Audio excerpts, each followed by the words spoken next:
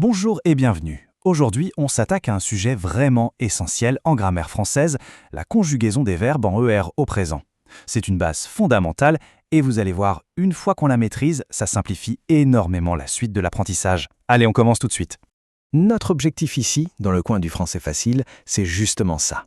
On veut rendre la grammaire simple, claire et surtout accessible à tous.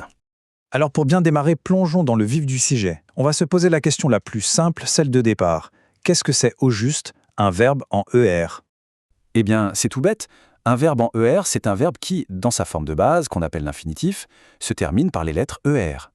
On les appelle aussi les verbes du premier groupe. Et c'est important parce que c'est la famille de verbes la plus grande et la plus régulière en français. Une bonne nouvelle, non? Pour que ce soit bien concret, voici quelques exemples très courants que vous connaissez sûrement. Chanter, jouer, manger, parler. Vous voyez, ils se terminent tous par ER et on les utilise tous les jours.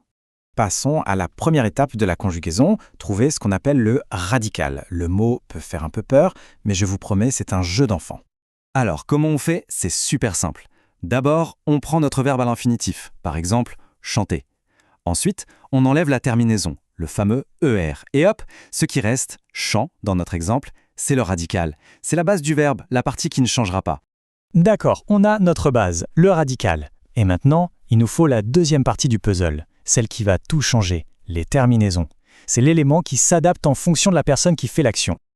Et les voilà. Pour le présent, il y a 6 terminaisons à connaître par cœur, une pour chaque pronom personnel.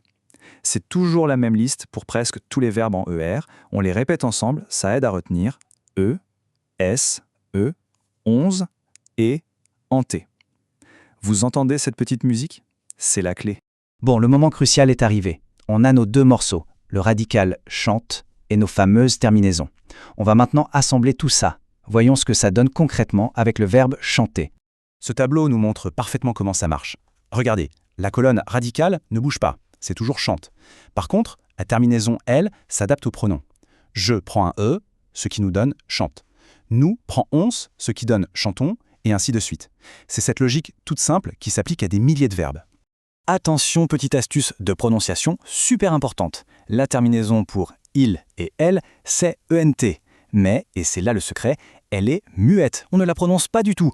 On écrit donc « il chante », mais on dit « chante », exactement comme pour « il chante ». C'est une petite particularité du français à bien retenir. Allez, pour que tout ça prenne vie, voyons quelques exemples dans des phrases. Je joue au ballon. Tu regardes la télé. Il mange une pomme. Vous voyez, chaque phrase utilise la bonne forme du verbe. C'est comme ça qu'on construit des phrases qui sonnent justes et qui sont correctes. Bon, à cette théorie, c'est le moment de pratiquer un peu. Le meilleur moyen de voir si tout est bien compris, c'est de faire un petit exercice rapide. Alors, à vous de jouer. Voici 3 phrases à compléter. Le but est de trouver la bonne terminaison pour les verbes parler, jouer et chanter. N'hésitez pas à mettre sur pause quelques secondes pour réfléchir tranquillement aux réponses.